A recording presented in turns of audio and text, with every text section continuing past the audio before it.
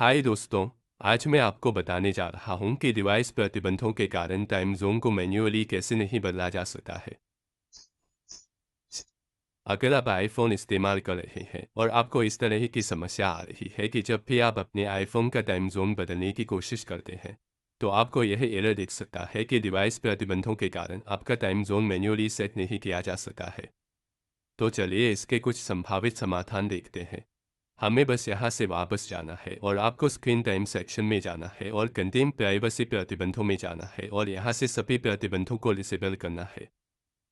प्रतिबंधों को डिसेबल करने के बाद अपना स्क्रीन टाइम पासवर्ड डालें और बस वापस जाएं और स्क्रीन टाइम पासवर्ड बदले पर टैप करें। स्क्रीन टाइम पासवर्ड को बंद करने पर टैप करें, अपना स्क्रीन टाइम पासवर्ड डालें। यह आपके आईफोन लॉक स्क्रीन या आईफोन पासवर्ड से अलग हो सकता है। तो अपना स्क्रीन टाइम पासवर्ड डालने या इसे डिसेबल करने के बाद आप इसे सभी डिवाइस पर डिसेबल करने की कोशिश कर सकते हैं। एक बार जब मैं कर लूँ तो बस वापस जाएं और फिर से जनरल सेक्शन में जाएं और डेट और टाइम पर जाएं और देखें कि आपकी समस्या ठीक हुई है या नहीं।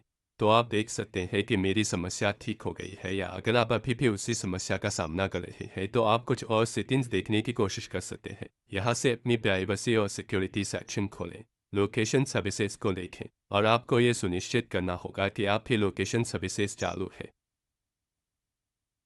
या आप इसे डिसेबल करके और अपनी लोकेशन सर्विसेज को डिसेबल करके सिंगल फाइल भी पा सकते हैं।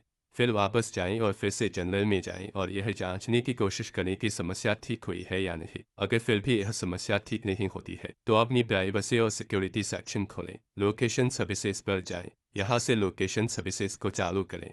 यह डाउन है और सिस्टम सर्विसेज को देखें और यहाँ बस टाइम जोन सेटिंग को देखें।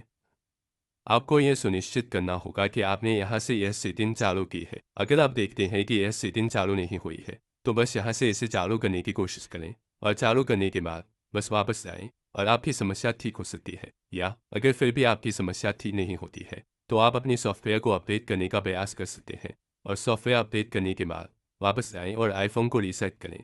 रीसेट चुनें और फिर लोकेशन और प्राइवेसी सेटिंग्स को रीसेट करें। तो यह आपके आईफोन की सभी सेटिंग को रीसेट कर देगा जो लोकेशन पर आधारित है। तो आपके आईफोन की सेटिंग्स को रीसेट करने के बाद ये समस्याओं को ठीक कर लेगा। अगर आईफोन सेटिंग में कोई समस्या होगी तो वह इस चरण में ठीक हो सकती है। यह आपके आईफोन के किसी भी प्रकार के डेटा को डिलीट नहीं करेगा, तो आप इसे आसानी से आजमा सकते हैं। ऐसा करने के बाद दोबारा कोशिश करने से पहले अपने आईफोन को जबरदस्ती रिस्टार्ट करने का प्रयास करें। अब ऐसा करने के लिए बस जल्दी से वॉल्यूम बढ़ाएं और फिर वॉल्यूम कम करें और अपने पावर बटन को दबा कर रखें